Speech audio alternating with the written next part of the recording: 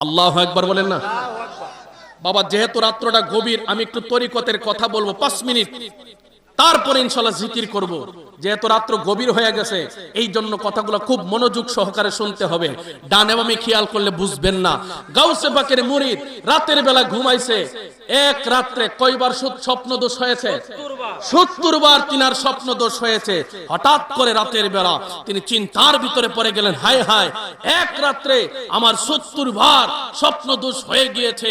না জানি কেমন অপরাধ মাওলার সঙ্গে করলাম, না জানি কোন অপরাধ করলাম, না জানি আমার জীবনে কেমন ভুল হয়েছে, হায় হায়, না জানি আমার কোনো বড় রোগ হয়ে গিয়েছে।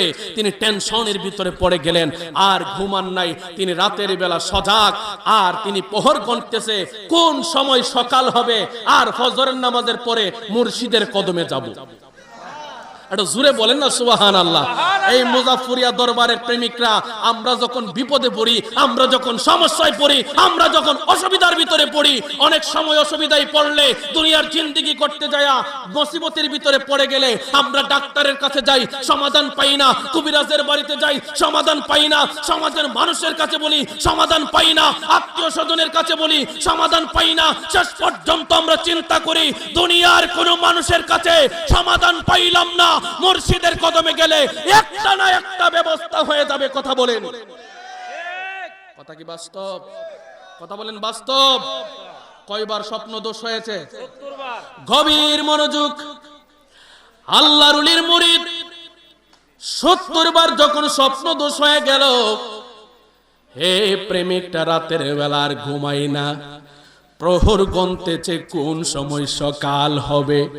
এই আমার মুজাফফরিয়া দরবারের বাবা জিরা গো,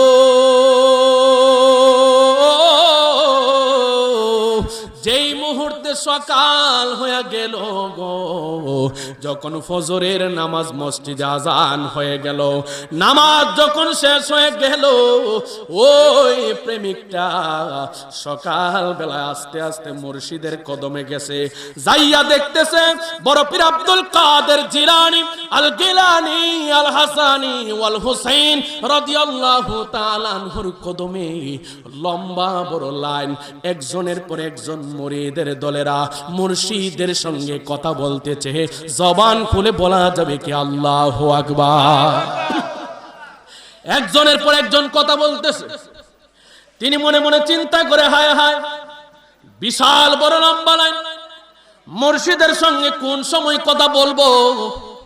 যখন বাবা সময়ের গতিতে সময় বিদায় হয়ে যায়, আস্তে আস্তে যখন ওই মুরিদের পাল্লা চলে আসছে, এই এই বাবা কথা বলতেছো কেন?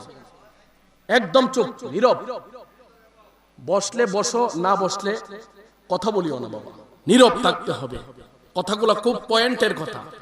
আমরা জুলি আল্লাহর দরবারে আসছি বাবা, এই বাবা আইলাম আর গেলাম, এটার নাম বাবা তরিকতের পাগল না। কথা কই না? আইলাম, গুরু খাইলাম, তাবারক খাইলাম, আর খিচুড়ি খেয়ে বাড়িতে গেলাম গা, এই আশার কোনো দাম নাই। প্রেমিক বাবা প্রেমিক হওয়ার মতন হতে হবে। কথা বলেন। এই যে মুজাফফরিয়া দরবারের মাহফিল হইল, আপনারা বলুন মাহফিল বছর হয় কয়বার? কথা কই না? আপনারা বলুন, আজকে আপনি এই দরবারের মাহফিলে আসছেন, আপনি কলিজায় হাত দিয়ে বলেন যে হুজুর আগামী বছর এই মাহফিলে আসার ক্ষমতা আমার আছে? বলেন এমন একজন মানুষ? আল্লাহ যদি না রাখে আসার কোনো ক্ষমতা আছে? খুব মনোযোগ। মুর্শিদের কদমে হাজির হয়ে গেল। যেই মুহূর্তে মুর্শিদের কদমে হাজির হয়ে গেল, মুহূর্তের ভিতরে আমার আব্দুল কাদের জিলানী ডাক দিয়া বলে, বাবা ও বাবা রে, রাতের বেলা যে ঘুমের ঘরে 70 বার তোমার স্বপ্ন দোষ হয়েছে, তার হাকিকত জানার জন্য বুঝি আসছো?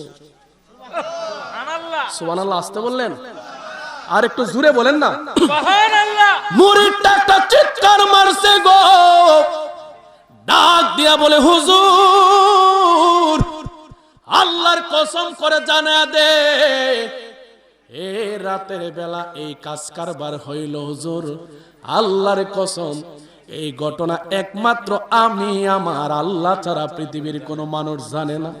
সুবহানাল্লাহ। একমাত্র আমি এবং আমার আল্লাহ ছাড়া পৃথিবীর মানুষ জানে না। হুজুর আল্লাহর কসম করে জানায়া দেয়, আপনি কেমন করে জানলেন? আপনি কেমন করে জানলেন?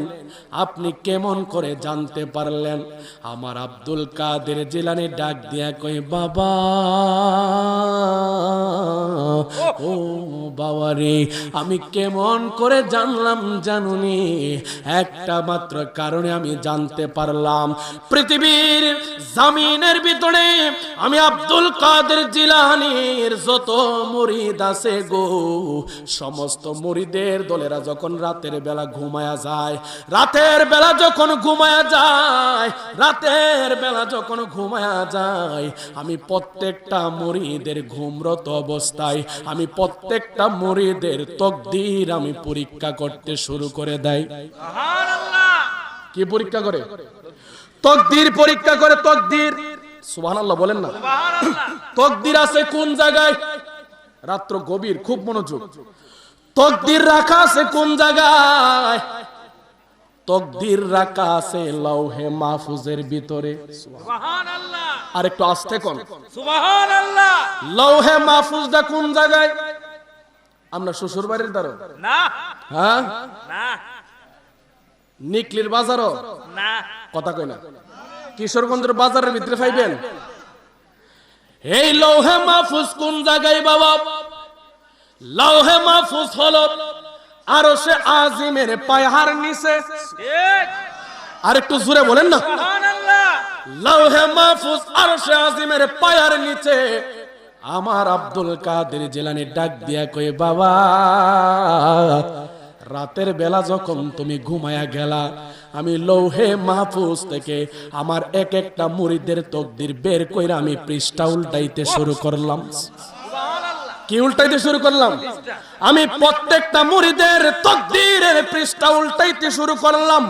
আমি যেই মুহূর্তে মুরিদের তাকদীরের পৃষ্ঠা উল্টাইতে উল্টাইতে যখন তোমার তাকদীর আমার হাতের ভিতরে আসছে রে, এ আমার বন্ধু, আল্লাহর ওলির দরবারে কেন আসবো গো? আল্লাহর ওলির দরবারে কেন আসবো রে বাবা? আমার আব্দুল কাদের জিলানী ডাক দিয়া কই, বাবা আমি যখন তোমার তাকদীরটা উল্টাইতে শুরু করলাম, উল্টাইতে উল্টাইতে দেখলাম তুমি আমার একটা মুরিদ হইয়া দুনিয়ার ভিতরে 70টা মেয়ের সঙ্গে তুমি জিনা কইরা জাহান্নামী হয়ে যাইবা। আল্লাহু আকবার। আমি দেখতে পাইলাম তুমি 70টা মেয়ের সঙ্গে জিনা কইরা জাহান্নামী হয়ে যাইতেছো। তুমি আমি আব্দুল কাদের জিলানীর মুরিদ হইয়া জাহান্নামে যাইবা, আমি তো মানতে পারি না। এই বাবা, পীরের দরবারে কেন আসি? আমার আব্দুল কাদের জিলানী আল গিলানী ডাক দিয়া বলেন, তুমি আমার মুরিদ হইয়া জাহান্নামে যাইবা, আমি মানতে পারি না।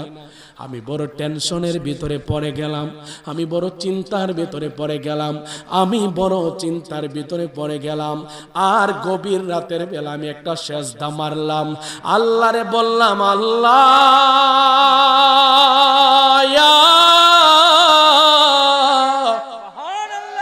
ও আল্লাহ গো, আমার এই পাগলটা আমি আব্দুল কাদেরের মুরিদ হইয়া 70টা মেয়ের সঙ্গে জিনা কইরা জাহান্নামী হয়ে যাবে, এটা তো আমি মানতে পারি না, এটা তো আমি সহ্য করতে পারি না। আল্লাহ আমার এই মুরিদদারে তুমি মাফ কইরা দাও, আমার এই মুরিদরে তুমি ক্ষমা কইরা দাও, আমার এই মুরিদরে তুমি মাফ কইরা দাও। আপনারা জবান খুলে বলেন, আল্লাহর ওলিরা যদি সাজদা দিয়ে আমার আল্লাহর কাছে কোনো কিছু চাই, আমার আল্লাহ আল্লাহর ওলিদের কথা শুনে কি শুনে না? হাত তুলে বলেন শুনে কি না? আব্দুল কাদের জিলানী যখন সাজদার ভিতরে ঢুকে গেল, আল্লাহর কাছে যখন ফরিয়াদ করলো, আল্লাহ আমার মুরিদরারে তুমি মাফ কইরা দাও, আমার আল্লাহ ডাক দিয়া কয়, আব্দুল কাদের ও ও আব্দুল কাদের টেনশন কইরো না, তোমার মুরিদরে আমি মাফ করে দিয়েছি। সুবহানাল্লাহ। যেহেতু তার তকদিরের ভিতরে 70টা মেয়ের সঙ্গে জিনা করার কথা ছিল, আমি আল্লাহ তারে জিনা থেকে বাঁচাইয়া ঘুমের ঘরে স্বপ্ন দোষ দিয়ে আমি তারে মাফ করে দিলাম। আরো বড় কইরা কন্যা বাবা আল্লাহু আকবার। এই আমার মুজাফফরিয়া দরবারের বাবা জিরা গো, আমি আপনাদের কাছে জানতে চাই, আল্লাহর ওলিরা যদি মুরিদের তকদির পৃষ্ঠা উল্টাইতে পারে, আপনাদের কাছে আমি জানতে চাই, আজকে রাত্র প্রায় 1:30টার উপরে বেজে গেল, আমরা যারা মুজাফফরিয়া দরবারের ভিতরে আমার নবীর মহব্বতে আউলিয়া কেরামের মহব্বতে বসে গেলাম, আপনারা জবান খুলে বলেন, আমরা যারা বৈশা গেলাম, আমার কামলেওয়ালা আজকে আমাদের নসিবের তকদির পৃষ্ঠা উল্টাইতে পারে কিনা? হাত তুলে বলতে হবে পারে কিনা? এই জন্য বাবা, এমন জীবন তুমি করিও গঠন, মরিলে হাসিবে তুমি কাঁদিবে ভুবন। কথা বলেন। পীরের দরবারে মুরিদ হইছেন, বছরে একবার আইলেন, এটা বাবা পীর মুরিদের সম্পর্ক না। কথা কয় না? পীর মুরিদের সম্পর্ক হবে এমন সম্পর্ক, আপনি চক্ষু বন্ধ করলে পীর সাহেবের চেহারা যেন দেখার ক্ষমতা রাখেন। কথা কই না? পীরের সঙ্গে প্রেমের কালেকশন এমন ভাবে রাখতে হবে, পীর যদি বলে তোর কলিজা খামু, জিন্দা অবস্থায় ছুরি অন্তরের হৃদয়ে সিনাতে ফাঁক দিয়ে জিন্দা অবস্থায় পীর কলিজা খাওয়াইতে রাজি হতে হবে।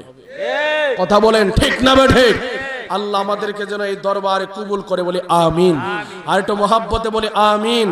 আল্লাহুম্মা সাল্লি আলা সাইয়্যিদিনা